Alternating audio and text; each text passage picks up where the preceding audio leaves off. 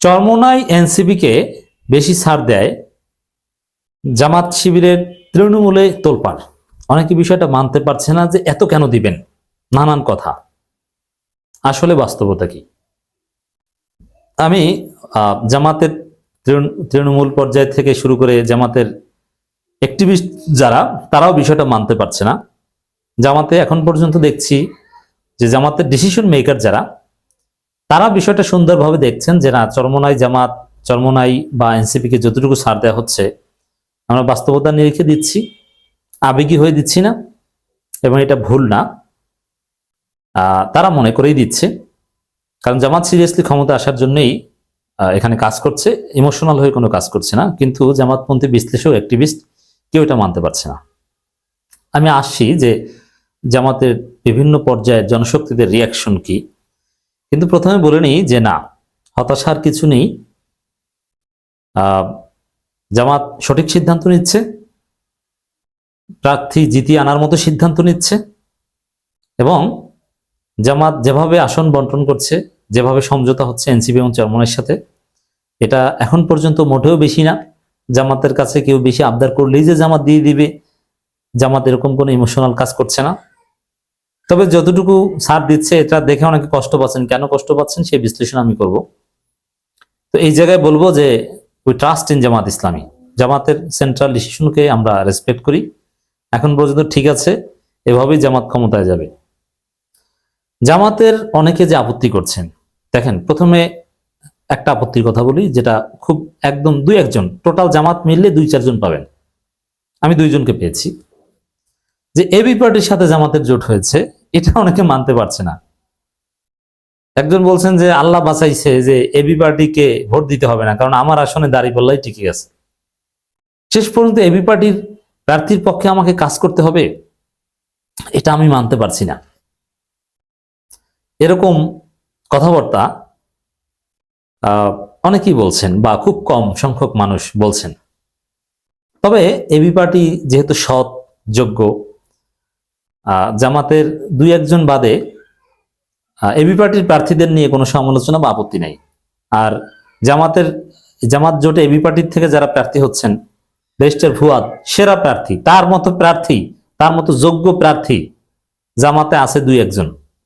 বাংলাদেশের সমস্ত প্রার্থীদের মধ্যে যদি 5 জন প্রার্থীকে যোগ্যতম বলেন, তাদের মধ্যে 2 জন হচ্ছে বিএনপি মিলিয়ে, 2 জন হচ্ছে অ্যাডভোকেট শিশির মনির আর ব্যারিস্টার আসাদুজ্জামান ফুয়াদ। অতএব আসাদুজ্জামান ফুয়াদের সম্পর্কে একটা তথ্য দিই।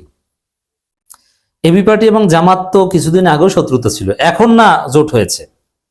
কিন্তু ব্যারিস্টার ফুয়াদের নিজ এলাকার অনেক জামাতের লোকজন সরাসরি আমাকে বলেছে জামাত করে, কিন্তু তারা ফুয়াদের জন্য কাজ করবে, কথা তারা অনেক আগেই বলেছিল। এটা অনেকটা হতাশাজনক ছিল যে জামাতের লোক এবি পার্টির প্রার্থীর পক্ষে কাজ করবে। আমি ফুয়াদ ভাইকে একদিন বলেছিও, এটা ফ্যাক্ট। এর মানে ভদ্র ছেলে, ভালো ছেলে, কখনো কাউকে আঘাত করে কথা বলেন নাই, কারোর সাথে বেয়াদবি করেন নাই। জামাতের ওইভাবে সমালোচনা ফুয়াদ ভাই করেন নাই। তিনি তার রাজনীতি করছেন, তার থিওরি দিয়েছেন, এবং টক শোতে 71 প্রশ্ন থেকে শুরু করে নানান প্রশ্নে জামাতকে ডিফেন্ডই করেছেন, অন্য কিছু না। তো এই জায়গায় এবি পার্টির উপর ক্ষোভটা, এটা উল্লেখ করার মতো কিছু না। আর যারা এই নির্বাচনী রাজনীতিতে, এই বৃহত্তর ইনক্লুসিভ জোটের রাজনীতিতেও এবি পার্টি নিয়ে আপত্তি করছেন, এটা হীনমন্যতা ছাড়া কিছু না। কারণ আপনি বিএনপি কে ভোট দিতে পারছেন অতীতে জোটের সমীকরণে, এখন এনসিপি কে দিতে পারবেন। চরমোনাইকে সারা জীবন আমরা গালাগালি করলাম, সেই চরমোনাইয়ের সাথে জোট, মানে এবি পার্টির আপত্তি, এটা হীনমন্যতা ছাড়া কিছু না। হ্যাঁ, এখানে তো আপনি জামাত ইসলামের আমির পদে ভোট দিচ্ছেন না।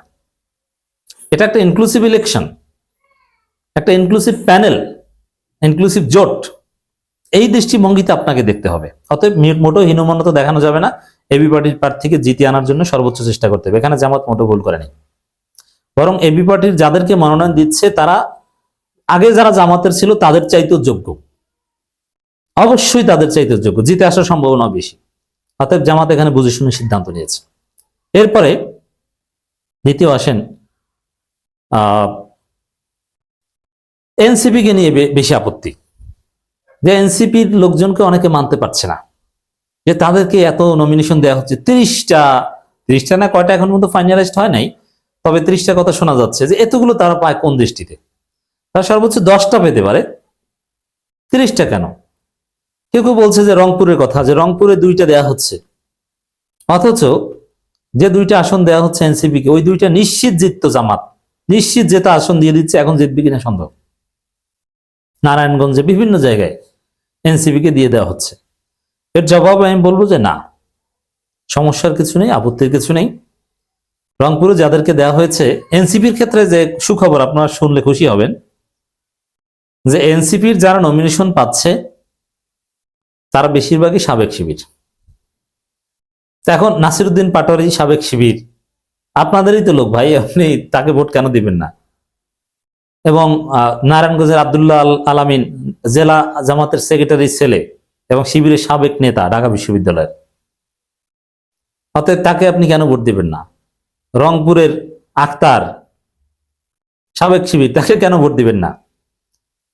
কুড়িগ্রামের আতিক মুজাহিদ ঢাকা বিশ্ববিদ্যালয়ের শিবিরের বড় নেতা, হল সভাপতি প্লাস গুরুত্বপূর্ণ দায়িত্ব পালন করেছেন। আপনি এই সাবেক শিবিরে ভোট দিবেন না, আপনি দিবেন কাকে? জামাতের প্রার্থীদের চাইতে তারা যোগ্যতার দিক থেকে এগিয়ে, তবে তারা জামাত করেন না, আপনাদেরই লোক। সাবেক শিবির এই পরিচয়টার কারণেও এখানে একটা অ্যাডভান্টেজ পাবে, জামাতের লোকজন একটা অ্যাট্রাকশন কাজ করবে। অতীত ভুলে যে তারা এদেরকে বিজয়ী করার জন্য, যেখানে জামাত জেতার সম্ভাবনা ছিল, এই সাবেক শিবির হওয়ার কারণে জামাতের লোকজন আন্তরিকভাবে জিতিয়ে আনবে। টেনশন করে না, অযথা চাপ নিয়েন না। আর এমন না যে শিশির মনিরকে সরিয়ে কাউকে দেওয়া হয়েছে, মানে জামাতের একদম হেভিওয়েট প্রার্থী কাউকে সরানো হয়নি, সরানো হচ্ছে না। এখানে কিছু দুর্বলতা, এখানে যেমন এটা দুঃখজনক, যেমন এনসিপি মামুনুল হকের দল বা এদের ক্ষেত্রে কিছুটা হয়েছে যে তারা এইসব আসন চান কিন্তু কাজ তো করেন নাই, আগে কাজ করেন, হঠাৎ এখন জামাতের সাথে এটা জামাত জিতিয়ে দিবে, একটা বৃহত্তর স্বার্থে জামাত এখানে হেল্প করবেন, সমস্যা কি? জামাতের এরকম বিখ্যাত কেউ বাদ যায়নি, বড় কোনো বিসর্জন এখনো আসেনি। আপনি জনাব মোবারক হোসেনের কথা বলবেন যে তার আসনে সম্ভবত মামুনুল হক, না, জনাব মোবারক হোসেন তাকে এমপি বানাতে হবে এটা জামাতও মনে করে না, তিনি নিজেও মনে করেন না যে আমাকে এমপি হতে হবে, কারণ তার চাইতে মামুনুল হক পার্লামেন্ট যেতে হবে, এটা জরুরি। আর এটা কারণ আছে, ব্যক্তিগতভাবে হতাশার কিছু বিষয় থাকে, যে জায়গায় আপনি কাজ করেছেন, যে প্রার্থীর পক্ষে দিনরাত পরিশ্রম করেছেন, সেই প্রার্থী এখন বসে যাবে, এটা খারাপ লাগে, কিন্তু বৃহত্তর স্বার্থে এটা মানতে হবে। কিন্তু যেটা বলা হচ্ছে, জামাতের অনেকে ক্ষোভ প্রকাশ করছেন, কেউ কেউ সরাসরি ফেসবুকে লিখছেন যে আমি ভোটই দিতে যাব না, অথবা অমুক আসনে এরে ভোট দিব না, নানান কথাবার্তা বলছেন। না, এটা এটা নির্বাচন ঘনিয়ে আসলে এইসব দ্বিধাদ্বন্দ্ব কেটে যাবে, যে জামাত জোয়ারটা জামাতের পক্ষে, জামাতের প্রার্থী থাকলে জিততো, দাঁড়িপাল্লার প্রতীকে না, জামাতের লোকজনই জিতাবে একে, তাকে হিট বানানো হবে। এবং জামাত বুঝে শুনে এক্সপেরিমেন্ট করেই দিয়েছে, একদম আবেগে দেয়নি। আর যেসব জায়গায় বলছেন যে জামাতের প্রার্থী থাকলে নিশ্চিত জিতে যেত, এখন হেরে যাবে, নিশ্চিত জিতে যেত, এটা আপনার ওভার কনফিডেন্স, এত সহজ ভাইবেন না। আর নিশ্চিত জিতে যেত এমন কোনো আসন জামাত ছাড়ে নাই, ছাড়তো না। যে হ্যাঁ, যেসব জায়গায় ছেড়েছে কুড়িগ্রাম বা রংপুরে, ওইসব জায়গায় নতুন কাউকে দিলে তাকেও জামাত জিতিয়ে আনতে পারবে। আর জামাতের স্ট্র্যাটেজি পুরোপুরি ঠিক, জামাত রংপুরকে সবার উপরে স্থান দিয়ে রংপুর থেকে সবচেয়ে কম সিট ছাড়ছে, এরপরে খুলনার কিছু জায়গা, রাজশাহীর কিছু জায়গা, তারপরে চট্টগ্রাম, তারপরে বরিশাল, তারপরে ময়মনসিংহ। এর মানে হিসাব নিকাশ করেই জামাত সূক্ষ্মভাবে এগোচ্ছে, হতাশার কিছু নেই।